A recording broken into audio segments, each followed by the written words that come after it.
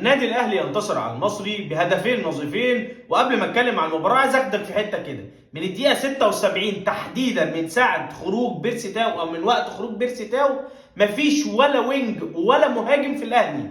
لك ان تتخيل العشره اللي موجودين في الاهلي ما فيهمش غير وسام، مروان عطيه نص ملعب، اكرم توفيق نص ملعب، امام عاشور نص ملعب، محمد مجدي قفشه نص ملعب، السوليه كان بادئ قبلهم نص ملعب. حتى لما حبيت تعمل حلول هجوميه خرجت بيرسي تاو ونزلت كريم الدبيس اللي هو باك ليفت.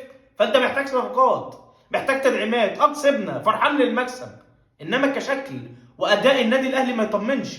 اداء نص ملعب انت مش قادر تعمل باصتين ثلاثه في نص الملعب قدام المصري، سواء مروان عطيه او السوليه. السوليه من وجهه نظري خلاص شطب، شكرا. قدم له التحيه وقدم له السلام، وحابب تعمل له ماتش اعتزال، حابب تكرمه، خلاص هو جاب جاز، جاب اخره، مش هيديك اكتر من كده. اتمنى السوليه يتعامل معامله حسام عاشور. مروان عطيه لوحده بيحارب في نص الملعب، امام عاشور انت مديله ادوار هجوميه اكتر.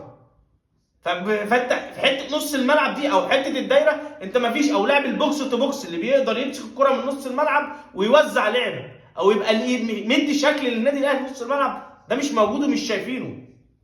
ليه بثلاثه في نص الملعب؟ السوليه يخرج من بدري ليه للدقيقه 68؟ ليه السوليه لحد الدقيقه 68 والسوليه قاعد في الملعب ليه؟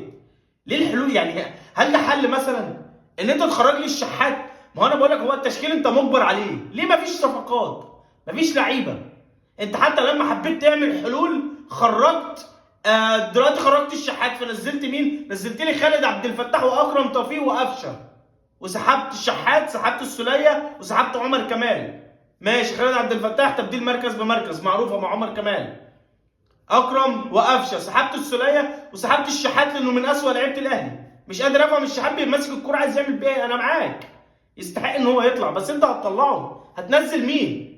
فنزلت لي قفشه مكان السوليه، مفهومه. وطبعا اكرم بيدافع بحته باينه قوي. مين مكان الشحات؟ طلعت لي امام يلعب وينج ليفت، جميل. بقى الامام ده حل؟ هل الامام انا هعتمد عليه كل ماتش؟ طب انا محتاج صفقات. طب نص الملعب بتاعي مش احسن حاجه، مش قادر اعمل عمليه بناء للهجمه، مش قادر اعملها في الاهلي. النادي الاهلي مش قادر يعمل عمليه بناء في الهجمه. في نقط ايجابيه النهارده، مشاركه اشرف داري، مدافع وتد، مدافع قادر يقف على كورته، مدافع ما بيهرجلش وما بيطفش كورته، جميل. بس انا مش هفرح بلاعب وانا عندي قصور في كل مركز من اول المهاجم. ما انا مش هحارب بوسام، السيزون ده كله مش هيخلص بوسام ابو علي. محتاج وينجين ثلاثه، والله العظيم ما ببالغ، محتاج وينجين ثلاثه. فين رضا سليم؟ فين؟ هتقول لي مصاب اصل مش عارف. هو رضا سليم نزل خلاص اتصاب.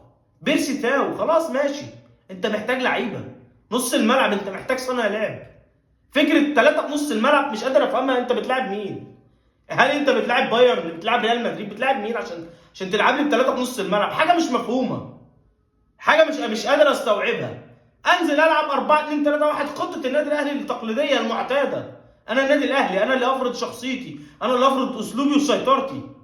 امام عاشور مش هتبطل علويه، بتجري كتير وبتحاول، بس ليه الانانيه؟ جات لك واحده انت وقفشه، مش اخر كوره مش الجول، جات لك واحده قبلها انت وقفشه تلعب ثرو باص لقفشه من بدري يروح هو والجول.